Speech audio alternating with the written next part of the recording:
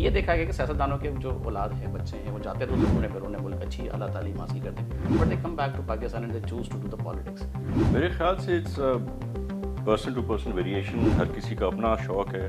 آپ کے حلقہ انتخاب کے لیے بڑی ڈفرینٹ قسم کی باتیں الیکشن کے دوران سنائی دیتی ہیں کہ آپ اپنے اپوننٹ کو دباتے ہیں، بزور طاقت ان کو آپ مجبور کرتے ہیں کہ وہ یا تو وڈرا کر جائیں، یا پھر اپنے تمام تر وسائل پر وہ کار لاتے ہیں کہ آپ جو ہے ان کی ووٹنگ کو کنٹرول کر سکیں. میں نے اپنے یاروں کے ساتھ کمٹمنٹ کی تھی کہ جو زیادتیاں ان کے ساتھ ہوئی ہیں، داڑھی پہ ہاتھ رکھ کے حساب کتاب ایک ایک کر دیں.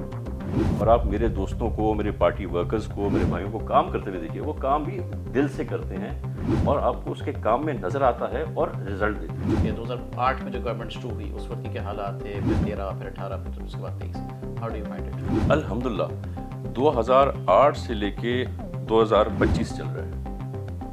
ہر بار پاکستان پیپلز پارٹی نے اپنی سیٹیں بڑھائی ہیں. بات کریں تو سندھ گورنمنٹ کی گورننس پہ اگر اپنے میں زیادہ دور نہیں جاتا، پچھلے دنوں حالیہ ایک بہت بڑی ڈبیٹ ہوئی پنجاب ورسز سندھ، ایک انوانٹیڈ سچویشن کریٹ ہوئی اور ایک بہت ہی غلط ہے. پتہ نہیں کیوں مریم نواز صاحبہ کس چیز سے ٹریگر ہو گئی کہ انہوں نے اتنی بڑی بڑی اسٹیٹمنٹس ایک دم سے دے دیں، اور پھر نہ چاہتے ہوئے بھی پیپلز پارٹی کے اسپوکس پرسن کو بھی ریبیٹ تو دینا پڑتا نا. ہم کیسے تنقید اتنی برداشت کرتے ہیں؟ اور پیپلز پارٹی یا صوبہ سندھ کی گورنمنٹ جتنا کام کر رہی ہوتی ہے اتنا دکھا نہیں پا رہی ہوتی ہے. بہت ساری جماعتیں ایسی ہیں جنہوں نے کیا کچھ نہیں، لیکن انہوں نے دکھا کے ہوا میں مرغولا ایسا بنا دیا کہ انہوں نے بہت کچھ کر لیا. میڈیا کے حساب سے میں خود اس چیز کی شکایت کرتا تھا کہ جتنا ہم کام کر رہے ہیں اتنا ہم دکھا نہیں سک رہے ہیں.